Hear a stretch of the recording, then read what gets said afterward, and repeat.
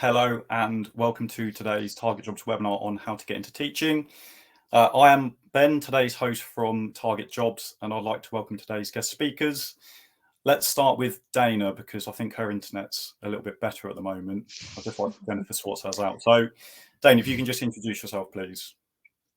Great, thank you so much for joining today. My name's Dana. I'm a Senior Recruitment Officer for the National Tutoring Programme. This programme is in place to support pupils across England who have been negatively impacted by the pandemic. This is my second year on the programme and yeah, very passionate about it as well. Yeah, great. And over to Jennifer. Hi, my name's Jennifer and I work on behalf of the Department for Education for the Get Into Teaching service. So we're here to support anyone who's considering becoming a teacher in the future and help you look at the choices that you've got. Yeah, great, thanks. So could you just briefly sort of explain what your organisation does, how it can support students, sort of what they would get out of coming to you guys? So let's go with Dana again. The National Tutoring Programme, it's been put in place to support students in schools who have been negatively impacted by the pandemic. So we recruit academic mentors who work with students in small groups of up to 6 pupils to help with their loss of learning. It's a really great way for people to get into teaching because it gives you that sort of experience in the classroom. Not as sort of like, when you're a teaching assistant or support staff, you're kind of helping like the class teacher and like the full class. As an academic mentor, you're given sort of tailored support to those students who are really in need, and it allows you to build really strong relationships with those students and help them progress in their learning, as well as working collaboratively with other education professionals in that school, Yeah, to support the students as well. So it's a really great experience for anyone who does want to get involved in teaching. Gives you that sort of foundation and see what school life is really like as well. yeah, good. And that's all around the UK, isn't it? It's in England, just based in Okay, England. just England. Okay, Yep, just in England. okay. Jennifer? Yeah, so the Get Into Teaching service is here to specifically support any students that are thinking about becoming a teacher. The whole team are qualified teachers, so we've all got experience of being in the classroom, and we're here to have discussions with you about what teaching is really like. We're here to help you look at the different courses and training that's available to you, as well as help you tailor your application and make a successful application should you decide to go ahead and apply for teacher training. Yeah, good. So we're going to have a lot of questions around sort of teaching experiences, benefits of teaching. So Jennifer, I assume you've got some experience in teaching, so hopefully that will become valuable and you can let our audience know what sort of things you've done. What are the routes into teaching for university students, and do they need any particular qualifications? Is it something you can just apply for? Do you need certain degrees? Let's go with Jennifer first. Okay, so you're going to need your GCSEs to start off with. So if you want to teach primary, you need English, maths, and science. If you want to teach secondary, you need English and maths. Primary, we say any degree. You can, as long as you know you're a graduate, you can go for that. Yeah, okay. Secondary, you have to be able to prove your subject knowledge. So if you do have a relevant degree, that's useful. Although there's no specific rule to say you have to have a degree in your subject. For Yeah, example, if you are a native French speaker, you don't have to have a degree in French to be a French teacher because you can speak the language. So yeah, it's just about proving your subject knowledge. But yeah, you need a degree ultimately and your GCSEs. yeah, good. Is that a particular? Do you need a particular grade, or do you just need to have your qualification? They look at two and above. Although there have been, cases in the past where someone's got a third, but they've got a wealth of experience. Their Yeah, application's been considered. It's very much on a individual basis that your application is considered. yeah, good. Dana, how about for your program? Yep. So with the academic mentors, the qualifications that you need are your minimum of 3 A levels at A to C grade or equivalent, your minimum of a grade C level 4 equivalent in GCSE, English and maths, and the right to work in the UK. So you don't necessarily need a degree to be an academic mentor. We have the different sort of salary bandings for mentors who hold degrees and who don't. But it's a great way to sort of, maybe if you've just sort of finished school, you've maybe done some like volunteering in Yeah, school or had some experience with sort of like youth clubs, anything like that. It's sort of a kind of a stepping stone before you maybe go on to do your qualification or your PGCE. So it's the qualifications and are a little bit, it's a bit of a stepping stone before you go on to something like your PGCEs as well. Yeah, good. So yeah, just on that, I know you touched on sort of work experience and things like that. Are there any sort of things that you commonly see that people have on their CVs? Any particular work experience? Anything that you would look out for? Anything you would recommend? Let's go with Dana first.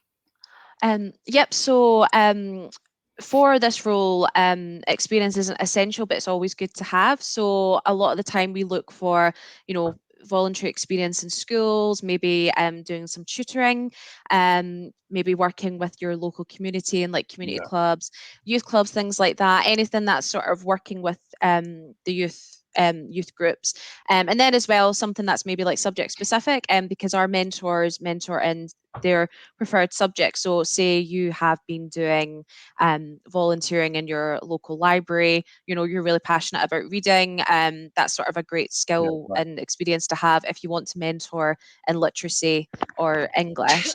So definitely sort of experiences like that are beneficial. Jennifer, how about for CVs that you come across? Anything you particularly look out for? Anything that looks good? So with teaching, you don't have a CV. We have a personal statement that needs to be written. Yeah. So it's slightly different to your typical application for a job where you do have a CV. It's a government portal, and within part of it is writing a personal statement, and the course providers are all looking for sort of some reflection upon some experience, whether that be some classroom experience, which we can help you get if you're struggling to get some, whether that be volunteering at a local youth club, at a charity. We do have some candidates that have even volunteered online listening to children read, as long as you've got something where you've built a rapport with a child and can talk about it. And that's what they're looking for, that you've got something to be reflective upon. How about you, Jennifer? Did you do anything in particular before you went into teaching? Because I remember when I was a student at university, I was thinking about going into teaching. Obviously, I haven't. But I did Camp America for a couple of summers to obviously be around children, teach children, understand what the environment's like. And that was great. And a lot of the people that were there went on to do teaching. But yeah, did you do anything, Jennifer? So my whole degree is in teaching, so I'm not one of those that's got a degree and then convert. I did a 4-year undergrad degree in teaching just because I was someone that was really passionate about it from my own school experience. I had a really positive school experience, and I wanted to be that teacher that I'd sort of seen in the classroom. But if you do choose that route to take, so I did get to go and teach internationally because we had such, a lot, rather than having everything crammed into one year. I had 4 years, and 1 year was just focused on going and teaching abroad. So I had some great experiences in India and Africa and traveling around. So that was nice. Amazing. Good. So aside from experience, are there any sort of personal qualities or skills that you look for? Anything that you think that students and applicants should list that are good qualities that they have? We go with Dana first. Yep. So I think one of the main things, especially for the academic mentors, is great communication skills, really like patience as well. Because a lot of the students that you're working with in these small groups, they don't have that sort of they've not had that consistency and stability with their learning. So it might just be quite a jump to go from being in a small group and getting that intervention. So having that patience to sort of work with them, being really passionate about working with these students, because it's all obviously it's about improving their learning and their education, but it's also about improving their confidence level, self-esteem levels, as well. So just being sort of really passionate and compassionate and caring, and having that sort of patience to work with students, and those communication skills as well are really important. Yeah, great. Jennifer? Yeah, echoing a lot of what Dana said, really. Communication is key, and as a teacher, you communicate with so many different, such a range of people, from the children, the parents, your colleagues, inspectors, members of the community that come into school. You do speak to such a range of people that it's really important to have strong communication skills. Being adaptable, because sort of day by day things change in school, so being able to be adaptable and think on your feet, and being approachable for the children, really, that they know there's someone at the front of the room who they can speak to if they need to. Yeah, absolutely. Sorry, I just forgot to mention at the beginning of the webinar, if you do have any questions, please put them into the chat. And what we'll do is we'll come to those at the end. So once we've gone through our sort of topics of conversation, we will come on to the questions. So yeah, if you're in the audience, feel free to put some questions in there. We will try our best to answer them. In terms, so at the moment, I know there's been a lot of sort of press around teaching in the industry. How can we sort of reassure the audience that it's still a great profession to go into? It's a good environment. What would you say are the rewards for working in teaching? So if we go with Jennifer first.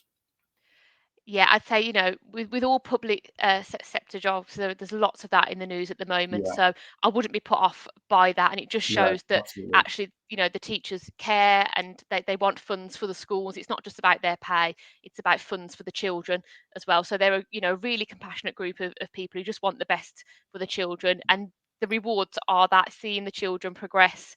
There's Yeah, also great personal rewards in terms of the pension scheme is one of the best in the yeah, country. The holidays, are undeniably undeniably great. The 6 weeks off, and who doesn't want that? Yeah, it's a really rewarding profession. There's lots of career progression opportunities as well. You start off as a newly qualified teacher or an early career teacher, they call it now, but where you go is completely up to you and what your passions are. yeah, good. Over to Dana. Yeah, so it's definitely that reward is seeing the students really improve. A lot of the feedback we've had from mentors that have done it the past few years is just seeing that progress in the students, and their learning and their confidence levels. That's something that, not many people have the capability to impact children that way, and to have, to see that and know that you've been a part of that is such a brilliant reward. Especially with the academic mentors, because you're working in those smaller groups, it's, you're building good relationships, you're seeing the strengths and weaknesses that you can work with the students on. So yeah, it's a really rewarding just seeing that progress. And then as well, you're getting into the school, you're seeing the school environment, and you can see the amount of hard work that every person in that school puts into supporting those students and supporting each other. So it's just a great sort of community to be involved in as well. And that's something that, you don't get in a lot of places. So just having, a group of people who are really passionate about impacting students' lives positively, it's a great thing to be a part of. Yeah, good. Just so in terms of like teachers' holidays and stuff, I have lots of friends that are teachers, and in their holidays they go off and do other sort of work opportunities. Can you sort of enlighten our audience to what other opportunities out there? Because I know some people go and work at like summer schools, summer camps, all sorts of different things. So if people on here are obviously interested in teaching, if they did want to then go on be a teacher, what other opportunities are there out there for them? Let's go with Jennifer first. I think a big one is private tutoring. There's Yeah, lots of people that set up a private tutoring company, sort of alongside their teaching. If they want their own sort of business, so to speak, they can be the teacher in the day, but of an evening or through the summer, they can have their private tutoring yeah, company. With the 6 weeks, I mean, you're paid throughout the 6 weeks as well, so you're still being paid. But if you wanted to take up other employments, there's lots of opportunities out there, like summer schools, play schemes. yeah. If you're a teacher specific, something specific, maybe art or secondary, then there's those little niche clubs as well that you can run. Dana, how about from your side of things? Yeah, sort of similar. We're actually working on potentially getting in place like summer tuition within schools. Yeah, So that's something that can be you can do over the summer period. So there's definitely sort of summer tuition that can be put in place. yeah, good. I know we've sort of touched on this already in terms of rewards, but what would you say that teachers would say like are the top 3 things about their jobs? If you can think of anything else that you sort of haven't covered under the rewards. So Dana, what would you say in terms of the mentors? What would you say are the top 3 things in terms of what they do? Definitely that sense of community, Yeah, working alongside all the education professionals. Um, I would say like for own personal development, because each sort of each academic year you're learning more about yourself, and learning more about your own teaching styles or the way you interact with people.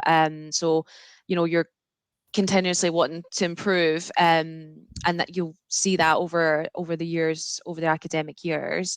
um And I think just another benefit is it's just that impact on the students that you're having, and not even just the students, you're impacting the teachers, especially as an academic mentor. You're there to give that extra support that's really needed. So that's providing support to the students, the teachers, and the Yeah. parents as well. Just making sure that, you know, as much support is in place as possible, and that is really, really helping so many people. So you don't actually realize how many lives you're actually impacting by Yeah. just, you know, giving a session to one of the students. You're impacting so many other people's lives. So yeah, it's a great sort of, yeah, you don't realize it's the positive impact you're having is incredible. Yeah, good. Jennifer? Yeah, similar to what Dana said, you know, it's a really privileged position to be in, actually, to work with the children, and watch them progress and the impact that you have on families. I'd say as well, from a primary point of view, so primary school teaching, um, and I suppose it's reflected in secondary. It's different every week because this week, for example, they'll be focusing on the King's coronation. Yeah. Next week's it's year 6 SATs. There's just something going on all the time. So it's not that stagnant sort of job where I'm going back in, it's the same thing day after day. It is different depending on what time of the year it is, what's going on in the news, and just sharing that with the children. Yeah, good. In terms of the background of people that go into teaching, is it students, is it grads, is it sort of career changes a little bit further down the line? I'm just thinking that our audience might want to, they might be thinking about it at the moment, they might do something and then sort of come back to it in a few years. Yeah. What's a common sort of route to it, or is it just different for everybody? It's people from all walks of life, and Yeah. with the Get Into Teaching service, we have a career changing team. So they're advisors, especially for people who want to have a career change. We even have what we call troops to teachers, so people who are in the army and they Yeah, want to wow. leave and become a teacher. And then we have your sort of part of my role is going out and speaking to people who are at university that they're getting their degree and they're considering teaching. That's quite a common route into it. They've got the degree and now they've realised they want to actually go and teach that subject. But yeah, I would say that anyone can bring something into the classroom because all of your personal qualities can be, you know, you can share them with the children. So Yeah, everyone's got something to bring. good. Over to you, Dana. Yeah, exactly the same. We have a variety of different walks of life that apply to be an academic mentor. I mean, we've got people who've just finished school and want to maybe, you know, use this program as a step into teaching. We have teachers who have maybe left their full-time roles and want to maybe do something a little bit more part-time, you know, working in those small groups. And then you've got people who just want to make, you know, a complete career change, and, you know, they've maybe, you know, done engineering or something, and they've got really high maths knowledge, and it's like, well, actually I can, you know, really support students with this, because a lot of students do struggle with maths. So it's like, well, I can actually go into school and help those students. So yeah, it's a lot of different sort of experiences, but they're all really essential, because a lot of the time life experiences are the best way to sort of get through to students. You know, if you're sharing what you've done in your life, it can, you know, really impact the students' learning. So yeah, a lot of varieties of walks of life that come into the program. Yeah, for sure. Yeah, great. Thanks. If I can, I just hop on the back Yeah, of that a minute, please, of Ben. course. Sorry, and just say with the engineering comment, there's a whole new government program being launched because actually the skills that engineers have are applicable to maths and physics, and that's where, you know, sometimes we don't have that many applicants from maths and physics graduates, and they don't realise that people who've got an engineering Yeah, degree okay. actually have those skills. And so there's a new course called Engineers Teach Physics, and it's run through the Institute of Physics as well. So that's a really interesting way to get into teaching as well. And big bursaries attached to it, which I'm sure we'll come on to Yeah, good. as That well. actually leads me to my next couple of points. So, in terms of applying to become a teacher or a mentor, what exactly does it involve? What's the process? If we start with Dana first. Yep. So, the process of becoming academic mentors, we've got a website where you apply now, and it leads you to our screening application. So that's where you upload compliance documentation, your qualifications. We've got a dedicated team of our recruitment coordinators who check over all those documents and make sure we have everything we need. We've got like 5 killer questions that you need to answer to make sure that you're eligible. So make sure you've got the Yeah. right A levels, GCSEs, the right to work in the UK. Then once you have completed your screening, you're then invited to an online interview for the role. So that is usually about 30 minutes or so. It's a mix of competency-based questions, a discussion about the National Tutoring Programme itself, and your motivations and reasons as to why you want to join the programme. Then, if successful, your full compliance is completed, and then you're then added to what we call our talent pool, which is where we match you to a school based on your subject preference and location. So we've got our team of school relationships officers who focus on taking your subject preference, looking at your sort of location, and matching you to a suitable school. With the role, you're actually employed by the school itself. So it's a little bit different to sort of other agencies there where, you know, you might be employed by that agency. You're actually employed by the school themselves. So the school will interview with you also, and they'll determine exactly, you know, what students you will be mentoring, what sort of your day-to-day life will look like as a mentor in that school. And then obviously, if successful, they will issue a contract of employment, get their compliance underway, and then you'll be with that school for the rest of the academic year. Jennifer, can that happen the same way with getting into teaching as well? Could they sort of find a school and then say, I'd like to sort of have an opportunity at school, or it does not really work like that with you guys? Yeah, so the application process is through a government portal. Yeah. However, where you train to teach, it could be university-led, it could be school-led. Okay. So some schools are what we call SCITs, which is school-centred initial teacher training. So they actually facilitate the teacher training. So in terms of applying, you would still apply through the government portal, Yeah. but you could be applying to a school that you've already got a relationship with, and they can support you through that. We also have on our team specialist teacher training advisors. So they will support anybody through the application process as long as you're eligible. So we've got the GCSEs, you've got your degree, you can get free and impartial advice from a teacher training advisor. They'll look over your personal statement, they'll take a look at the courses you're applying for, make sure your personal statement is matched to those courses, and to help you out with interview questions and things like that. So with the teacher training advisor, you've got a much higher chance of being successful. Yeah, great. Is there any funding available for those wanting to go into the teacher training? What sort of things are out there to support students and grads? Jennifer, if we start with you. Yeah, absolutely. So there's two main pathways. There's either a salaried route or an unsalaried route. Your salaried route is for people who've got some experience in the classroom. So you might have been a teaching assistant before, you might have been an unqualified teacher, you've got your degree and you want to apply and be paid a salary whilst you train. That's one way.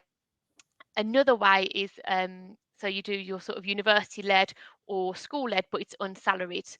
So you pay your tuition fees. However, in subjects such as maths, physics, computing, DT, English, there are big bursaries attached at the moment from the government. So, for example, physics, by getting on an unsalaried teacher training course, whether it be university-led or school-led, you'll be paid £27,000 tax-free throughout your training. You can also apply for scholarships for maths, physics, chemistry, languages, any languages students as well, and those scholarships this year are £29,000. So that gets divided over the 10 months that you train, and it's paid to you each month, so £2,900 each month that you're training. Yeah, great. There's a wealth of different ways of and bursaries and methods out there. And yeah, if you are thinking about it and you want advisor support, that's what my team do it all day, every day, is speak to people who are thinking about it. They're not sure of any of this information, and we help you out with all of that. Yeah, good. Thank you. Dana? Yep, so is just one route for the academic mentors, and that's the salaried. So you're actually employed by the school. So the salaries go from 19,000 to 21,000, depending on holding a degree. But it does give you that sort of opportunity to get that sort of big chunk of experience within the school. Yeah, good. We'll come on to questions in a minute, guys. So if you've got any questions, please do put them in the chat. What would you say are the top 3 pieces of advice for personal? Let's start with personal statements. What sort of things do you want to see in personal statements? I know we've covered it a little bit at the beginning, but is there anything else you can think of? Anything people should really include in their personal statements? If you can think of 3 things, let's start with Dana, please. Yep. So definitely think if you're highlighting certain skills, maybe back that up with like some evidence. Like say, I'm really good at working in a team. In my previous role, I worked Yeah. in a team of so and so. So definitely backing up a skill with an experience.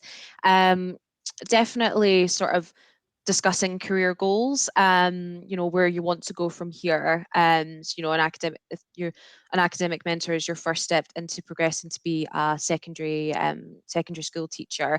So definitely highlighting those career goals, and then just sort of really discussing the motivations, especially for wanting to join the NTP. Our motivations are usually sort of helping those students who've been impacted by the pandemic. So sort of really highlighting that as a reason as to why you want to be, say, an academic mentor, just to really support those students. So definitely really highlight those motivations. In terms of the interviews, do you want interviewees to sort of showcase anything in particular? I know there's been a lot of mention about sort of good communication skills. Mm-hmm. So would there be any particular 3 things that you want to see from interviewees? Yep, definitely sort of experience of like collaboration and like teamwork, because you will be, as an academic mentor, working with a lot of different education professionals in that school. Yeah, good communication. I guess a sense of sort of picking up from what you said earlier, Jennifer, about like adaptability, because things do change very often within schools. So having that sort of experience of adaptability.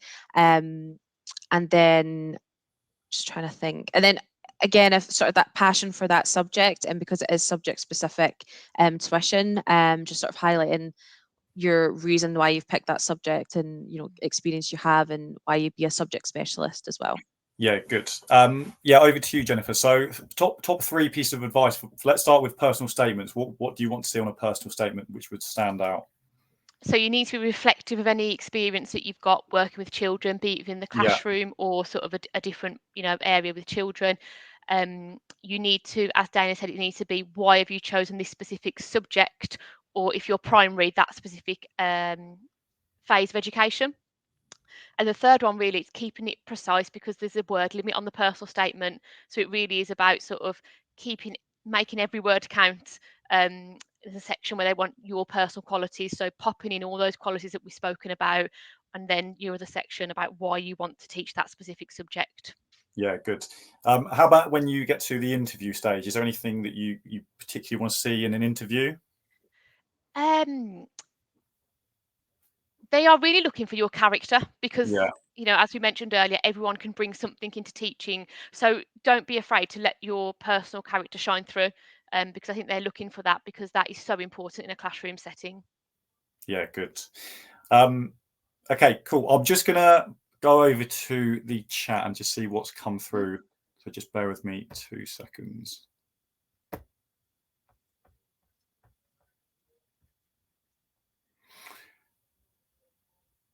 Okay, let's start with this one from Kevin. So I'm currently on a graduate visa after switching from my student visa, completing my course. I'd like to find out if I'd be eligible for any bursary, scholarships, funding for my course. Who would like to go first?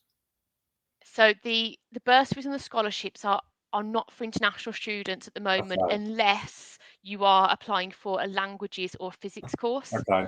That's where the most shortage of teacher supplies at the moment. So the government are extending that. So if this person is studying or wants to teach a language or a physics, then yes, they'd be eligible for the bursaries. Dane, anything to add on that?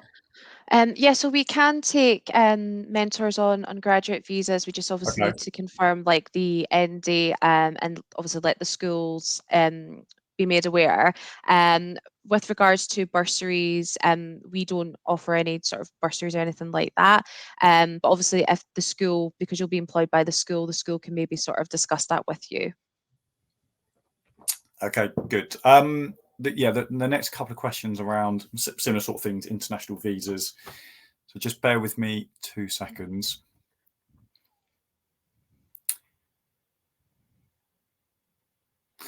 Okay, so we've got one here, which is, she's an international student, but it's an interesting question anyway. I have anxiety about teaching in the UK due to my placement experience. How do I overcome this? So is there any sort of support that you can give to somebody? Have you got any sort of experiences of other teachers that have gone through it and have overcome it? So Jennifer, if we start with you, please. Yeah, absolutely. If you're considering that, then I would say to get yourself an advisor. So on the Yeah, Get Into Teaching website, because they're all experienced teachers like myself, who work with students every day. So a past student that I was working with had trouble building relationships with the children. She was finding that difficult. So part of my role was to mentor her through that and talk, at the end of each day of her placement, we'd have a discussion about how things went, what kind of strategies they could put in place to help build the relationships the next day. So getting yourself a teacher training advisor is free and personal advice. It's not yeah, good. generic emails that go out to everyone. It's very much based on your personal experience, and it's personal phone calls and messages between myself or someone in my team and that student. Dana, over to you. Yep. So with the academic mentors, when you are you've went through the interview stage and you're at our talent pool, we do really informative webinars on certain topics. So I'm not too sure if that would maybe boost confidence. We cover like safeguarding, working in small groups, working with special educational needs students. So that's all sort of happening whilst you're waiting to be matched to a suitable school. And then obviously once you're in school, they can sort of support with continuous professional development as well. Yeah, good. Okay, let me just scroll back through them. We've got one here. So I'm from Scotland. I'm studying criminology. Is there any way to get work experience in Scotland? So, Dana, I know you're up in Scotland. I don't know if you can sort of provide any insight into that. I think it's a bit of a tough one, really. Just trying to think back to. I mean, I think definitely reaching out to like schools for Yeah, volunteering, even sort of like colleges or universities, definitely reaching out with to them to see if they would maybe take on someone in a volunteer aspect. I think that's probably the best way to do that. Yeah, I think that's probably the best way. yeah, good. Jennifer, anything to add to that? Anything you know of up in Scotland? Anything that's come sort of across you that you've heard of up in Scotland? No, apart from though we do have a service for England, but in Scotland, I would say approach your local schools, explain the Yeah, situation that you're in. We're always looking for more teachers, so writing them an email or a letter or popping in and saying, "I'm a student. I'm thinking about becoming a teacher. Would you consider me for some classroom experience?" Being as flexible as you can once your studies are finished, and then they should let you, go in and help out. yeah, good. Sorry, just back to the chat. I've seen one, Ben, in the questions that I can quickly answer if you want me Yeah, to. yeah, go There's for it. one. Just whilst I'm So scrolling through. no, it's okay. So I've seen one from Kevin Parry who said, "Is there funding available for secondary geography?" Yes, there is this year. There's a £25,000 bursary for that, and again, it would work as I previously said. That would be divided up into 10 instalments of, so you'd get £2,500 a month for 10 months because it's tax free as you trained. Yeah, good. We've got one here from Elizabeth as well. So is it possible to work for the National Tutoring Programme as a placement year as part of my degree, i.e. a minimum of 40 weeks? Or is there a way to do a teaching placement of some sort? Yep. Unfortunately, we can't do the NCP can't be classed as a placement for a degree. Unfortunately, Okay. it's sort of full-time employment with the school.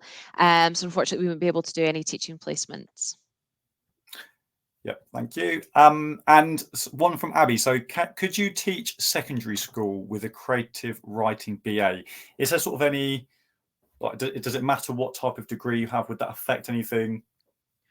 No, so it depends what course you're going for. So the secondary courses are subject specific, but Yeah, creative writing could, lends itself to English. It depends what you want to study.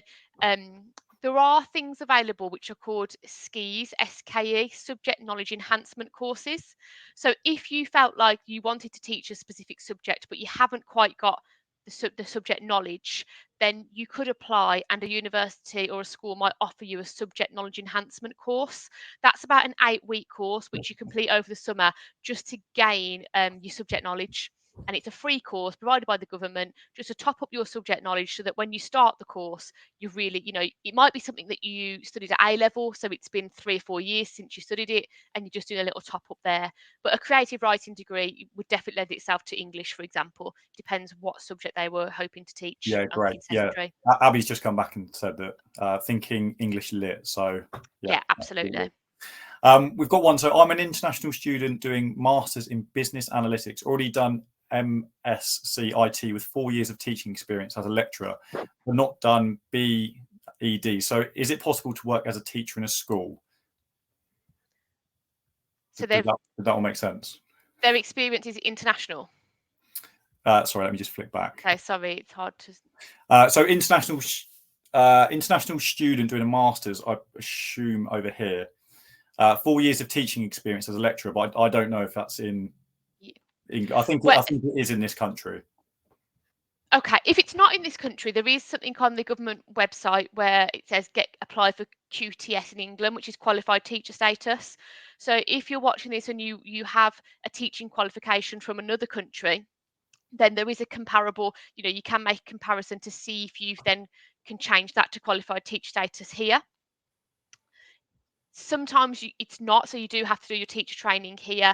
I'd have to have a look at their personal circumstances in a little bit more detail, I think, to be able to answer that. But again, the advice would be go on the Get Into Teaching website. There is a page specifically for international students, but just sign up for an advisor, because they'd be able to listen to all of your personal information, look at your qualifications. We do have a team which are an overseas qualifications team who will look and see what the equivalency is in England for us. That's their role. They do that all day, every day. So they would be able to then help you out. Yeah, thank you. What we'll do at the end, we'll send over links to both of the pages, so you guys can so the audience can get in touch with you guys, and if they've got any further questions, by all means get in touch.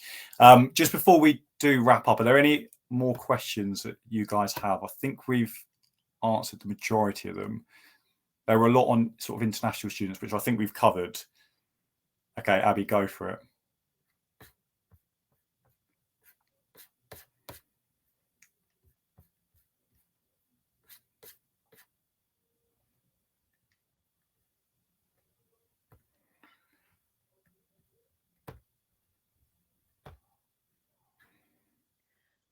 English with the credit. I said, but I do have an English A level. Do you want to take that one, Jennifer? Yeah, absolutely fine. There's no reason why I can't see you wouldn't be accepted with that. You might be offered a subject knowledge enhancement course, but with your creative writing, it should be a smooth transition into teacher training for English. Yeah, good. Have you Ryan's question as well? So, what's the standard practice for applying to do secondary teaching in Scotland? Do we have an answer for that? I know a lot. Ours is based in England. Yeah, unfortunately, there's a bit of a disconnect between England and Scotland. Yeah. So it's a different system there. So I'm not able to advise on that because I don't want to give incorrect information. Yeah, okay. Sorry about that. Yeah, sorry about that one, Ryan. Yeah, unfortunately, we can't give you an answer to that one today. So I suppose your best bet will be Google for the time being. One more from Faris. Will this video be saved and able to watch in the future? So that's one for me. It will be on our Target Jobs page. So if you just put Target Jobs into YouTube, it'll pop up on there.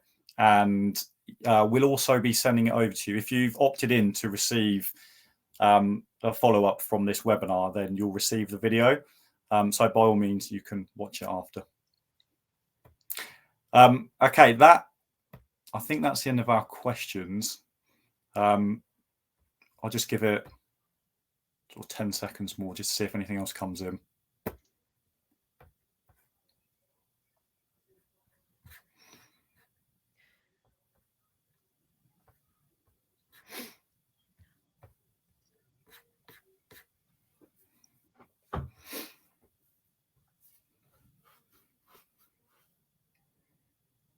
Okay, I think that's it. Yeah, thanks a lot, guys. Thanks, Dana and Jennifer. I hope you've got something out of this. I hope our audience have got something out of it as well. Like I said, there will be a recording. It will be on our YouTube page. It'll also be sent over to you if you've opted to receive it. Connor, our moderator, has just jumped back on, who will just say a quick thing or two. Yeah, hi guys. Yeah, thank you again very much to our guest speakers. I've just put in the chat the links to each of the organisation's target jobs page. So if you want to click on that, follow them, you can be sure to keep up to date with any sort of events or opportunities. Just so you're all aware, we run webinars quite regularly on loads of different subjects. The next one happens to be another teaching webinar where we look into more truths about teaching itself. So if you found this one helpful, I'd really recommend signing up to that one as well. That webinar will be next week on the 10th of May. So feel free to sign up to that one, and everyone enjoy the rest of your day. Cool. Thanks Thank a you lot, again, guys. guys. For your time. Thank you. Cheers. Bye. Thank you. Thank you very much. Bye. Bye. Bye bye.